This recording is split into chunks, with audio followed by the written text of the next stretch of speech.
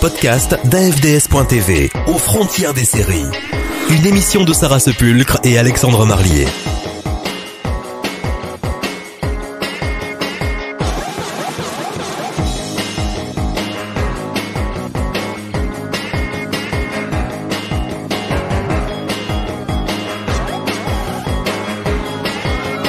Les dossiers d'AFDS.tv, Sarah Sepulcre, Alexandre Marlier. Cap sur les animés aujourd'hui dans notre dossier. Sarah revient sur son idole de jeunesse, que dis-je, de toujours, le mal nommé Albator, mais nous verrons tout à l'heure pourquoi. C'est pas mon idole, en fait, c'est mon amoureux, tu vois. Ah d'accord. Ouais. Alors je vais commencer par le film L'Atlantis de ma jeunesse, même si c'est pas du tout la première apparition d'Albator sur les écrans, on y reviendra. Il me semble que c'est intéressant pour comprendre l'histoire en tant que telle. Directement dans ce film, on assiste au crash de l'Ombre de la Mort, qui est le vaisseau d'Albator, qui préfère détruire plutôt que de le livrer aux humanoïdes qui viennent d'envahir la Terre. Ensuite, Albator rencontre Alfred dans un bar et tous deux décident de se rebeller, mais ils sont arrêtés par les humanoïdes qui sondent leur cerveau pour voir quelles sont leurs idées. Ça marche pas très bien, donc on les relâche. Albator d'un côté rejoint Maja, sa fiancée, c'est pas la vraie, c'est moi la vraie, une résistante qui fait de la radio et qui s'appelle La Voix de la Liberté. Donc c'était bien toi. C'est ça. Mais il tombe dans une embuscade et c'est là qu'il perd son œil droit. Voilà. Pour ça qu'il a un bandeau. Et Alfred lui rejoint Emeraldas, donc la femme pirate, pour réparer son vaisseau. Finalement, tous les deux décident d'aider les habitants de la planète Togarga, qui veulent retourner sur leur planète et la protéger des humanoïdes, ce qu'ils font grâce à l'Atlantis, le vaisseau qu'Alfred construit. Ils parviennent à partir, mais pas sans encombre, puisque Emeraldas sera balafrée, elle aussi, lors d'une attaque des humanoïdes, où Maja sera blessée mortellement, et finalement, c'est pour pas grand-chose, puisque Albator arrive trop tard sur la planète. Et en plus de ça, il est banni de la Terre parce que le gouvernement terrien voulait contracter un traité de paix avec les humanoïdes, et donc il se retrouve pris entre les deux. Lui décide de toute façon de s'attaquer aux humanoïdes et de les combattre jusqu'à la mort, tout en cherchant Arcadia, donc la terre de paix. C'est ce qu'il a promis en tout cas à Maja. Ce film a été découpé en 5 parties, il sera diffusé à la fin d'Albator 84, on y reviendra, avec des passages censurés. Quand on écoute bien ton résumé, Albator est plutôt un loser dans ce film-là. Mais absolument pas, c'est un chef de rébellion en devenir. D'accord. Et en plus de ça, il y a déjà 2-3 petites choses intéressantes dans des flashbacks historiques. On se rend compte que les ancêtres d'Albator et d'Alfred se connaissaient et qu'ils ont participé notamment comme pilotes d'avion durant la Seconde Guerre mondiale qui est importante dans les mangas japonais parce qu'elle a beaucoup marqué l'univers. Alors Albator donc, c'est un pirate respecté par ses adversaires, craint, un pirate au grand cœur aussi qui a un grand sens de l'honneur, notamment il ne reniera jamais son engagement vis-à-vis d'Alfred de s'occuper de sa fille Stelly.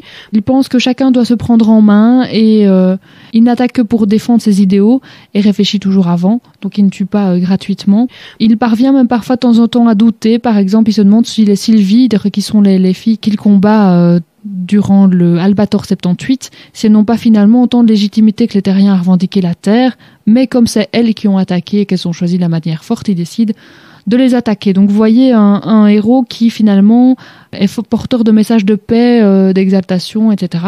Alors partout, il s'appelle Harlock. C'est le cas en VO, c'est le cas en anglais. Vous allez me dire pourquoi pas en français.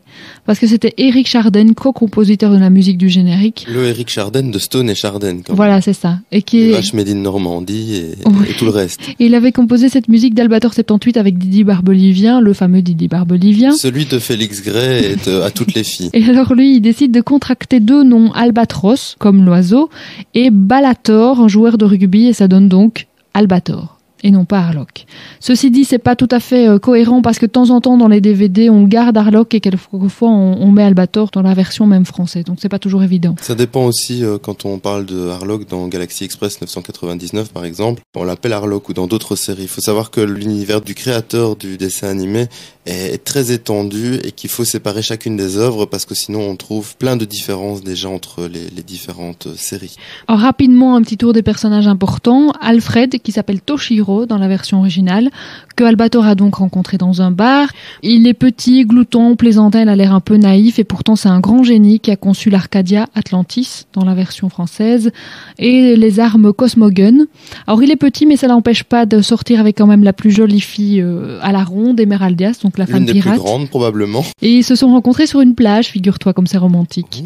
Parce qu'en fait elle avait atterri en catastrophe parce que son vaisseau était en panne Et donc, c'est là qu'ils se sont rencontrés parce qu'il a réparé le vaisseau en question. Ils auront ensemble une petite fille qui s'appelle Stelly, aux cheveux bleus, et dont Albator aura la garde quand Alfred meurt. C'est un génie, mais c'est aussi un excellent tireur. C'est lui qui est le tireur de l'Atlantis et il rate rarement sa cible. Il meurt à la fin de Albator 84, puisque dans Albator 78, qui se passe avant, mais on en reparlera après, il est dans l'âme du vaisseau, en fait. Il meurt quand il va sauver Emeraldas. C'est donc un personnage absolument romantique, contrairement aux apparences. Emeraldas, qui a le même nom au Japon et en Angleterre, chose intéressante. C'est une espèce d'albator au féminin, même costume, même balafre.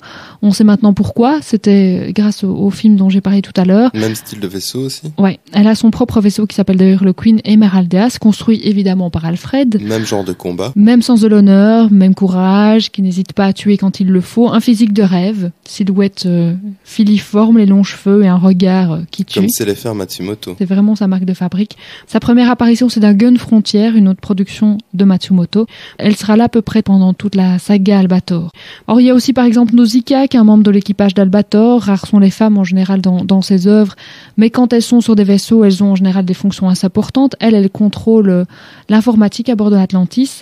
Elle était en fait avant aussi une voix dans l'espace, puisqu'avec son papa, elle émettait des critiques sur le régime humanoïde à bord d'une station d'information. Le père sera tué, Nausicaa viendra sur le bateau d'Albator, le vaisseau d'Albator. Elle a au fond de son subconscient en fait la carte qui mène à cette planète idéale qui s'appelle Arcadia, mais elle doit tomber amoureuse de quelqu'un pour la dévoiler, et je te donne en mille la personne dont elle va tomber amoureuse, ce sera Albator. Tu le fais bien. Voilà donc des personnages assez intéressants, avec choses intéressantes, moi je trouve, des femmes qui ont des rôles vraiment très très actifs. Ici la voie de la liberté. Le feu de l'espoir brûle toujours et ne s'éteindra jamais. Mieux même, il se propagera dans le cœur de chaque homme attisé par le souffle de la liberté, jusqu'à devenir une immense forêt embrasée par la même flamme de l'espérance. Pour protéger cette grande flamme, tu ne dois pas hésiter à te réfugier au fin fond de l'espace, où tu veilleras sur chacun d'entre nous. Nous avons confiance en toi et...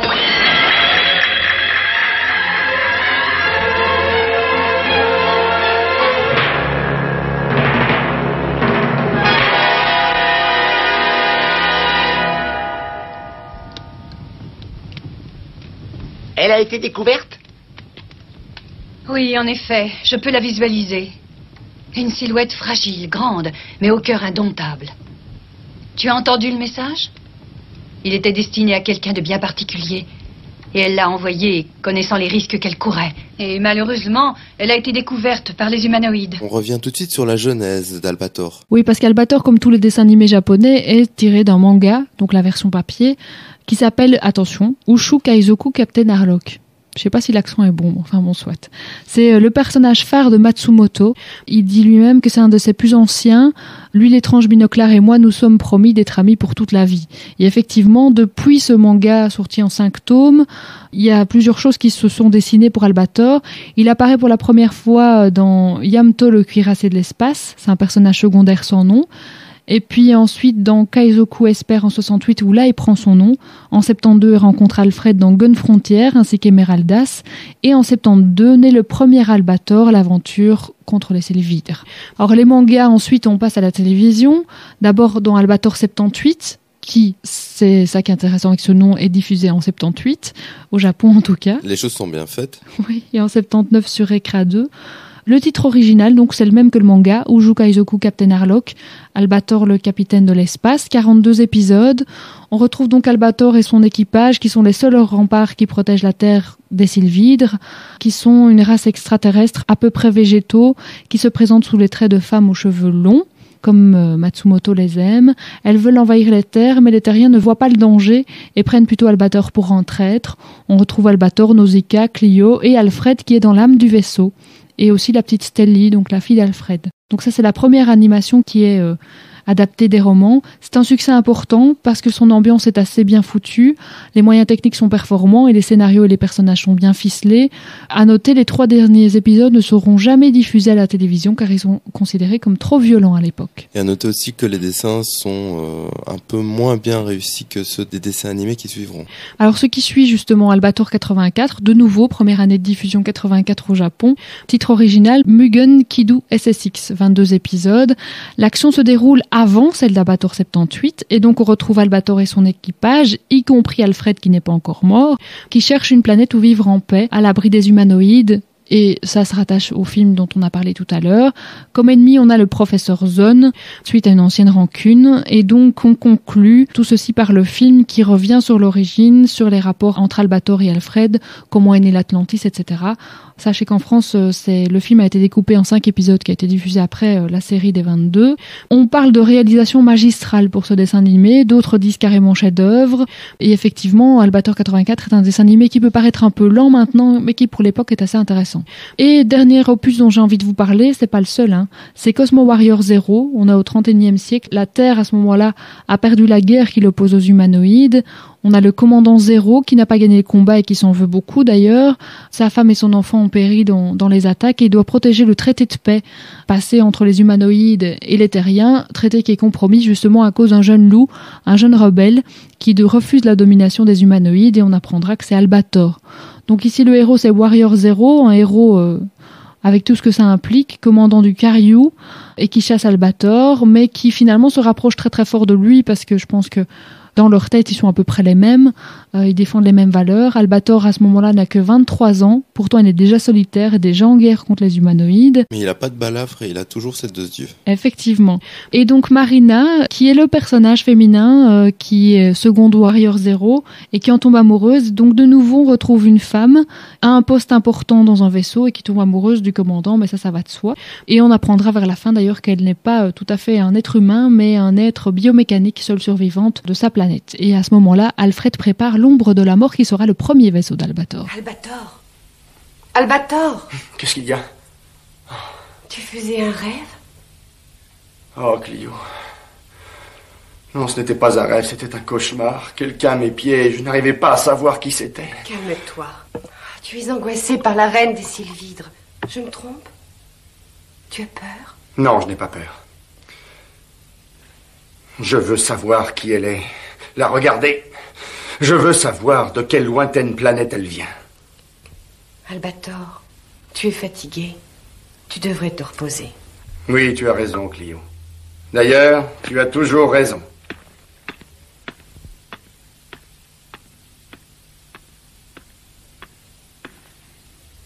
Regarde, Clio. Cette plante me rappelle la planète sur laquelle je t'ai rencontré. Je me souviens. Sans ton aide, je ne serais pas là. Je me souviens. Une toute petite planète près de la harpe de Georges. Une toute petite planète, toute recouverte de forêts. Et de fleurs.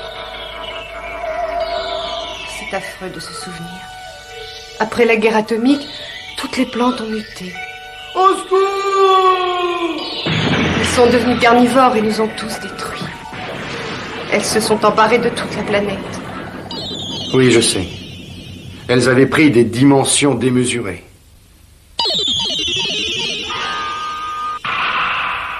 Je ne croyais trouver aucun être vivant. Et tout à coup, sortant de je ne sais où, tu es apparu devant moi. Oui. Et tu m'as emmené avec toi. Je te remercie de m'avoir sauvé. Ce fut le plus beau jour de ma vie. Albator, que mes dieux te protègent. C'était normal. C'est naturel de s'entraider, comme nous nous entraidons tous sur l'Atlantis. L'animation au Japon, ça commence assez tôt, 1917, avec le premier film d'animation, Bompuka Shagama. Ensuite, il faudra attendre 1928 pour un réel essor. Cette année-là, une 30aine de films seront réalisés. C'est vrai que généralement, la concurrence du dessin animé américain, spécialement Disney, éclipse assez fort les créateurs. Et finalement, seul Perrault, le ramoneur, de Yoshitsugu Tanaka en 1930 a une plus large audience. En 1932, c'est le premier film parlant, Kenzo Mazoaka.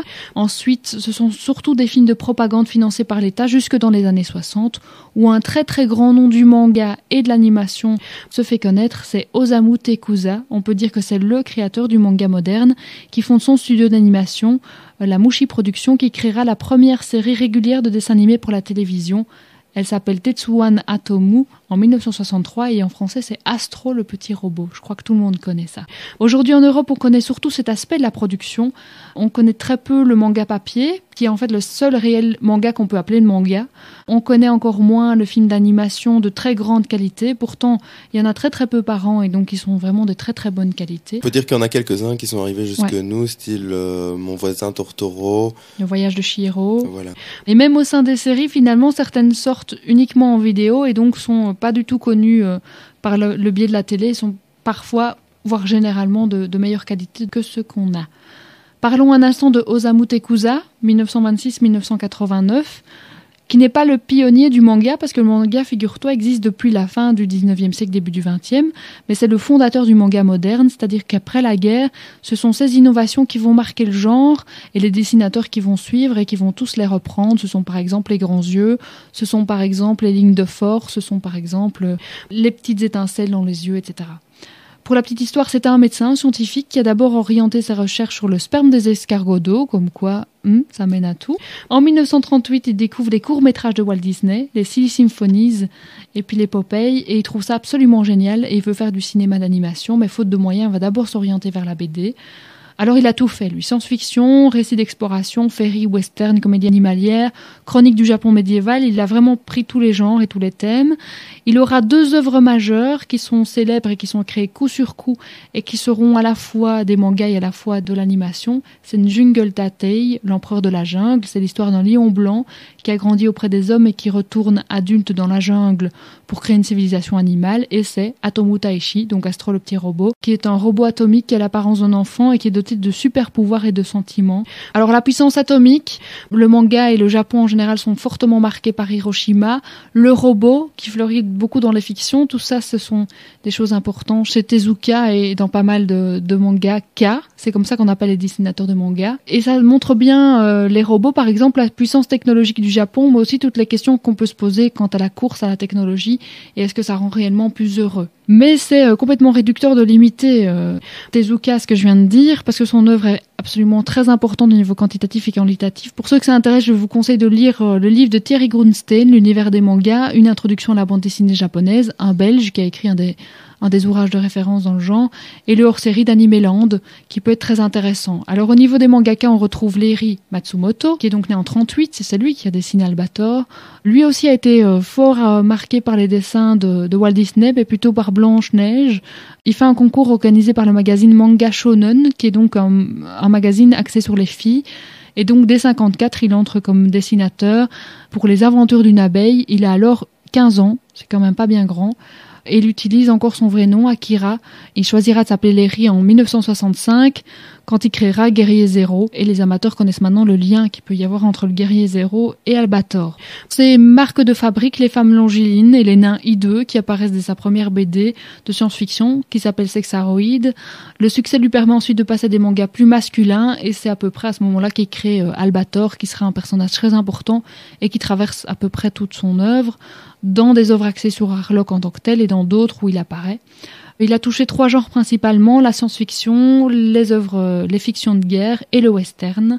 Finalement, sa manière de dessiner les femmes ont marqué toute une partie du manga japonais. Il a aussi créé les crossovers entre ses mangas. Il est aussi le spécialiste des fins plus que abruptes. Et il a une œuvre très abondante qui se continue, et d'ailleurs jusqu'au clip de Daft Punk, c'était lui qui l'avait dessiné. C'est la fin de ce dossier. Sarah, merci. À une prochaine fois. Je quitte Albator maintenant. Non, tu vas le rejoindre plutôt. Je préfère dire ça, oui. Retrouvez aux frontières des séries sur le web. www.afds.tv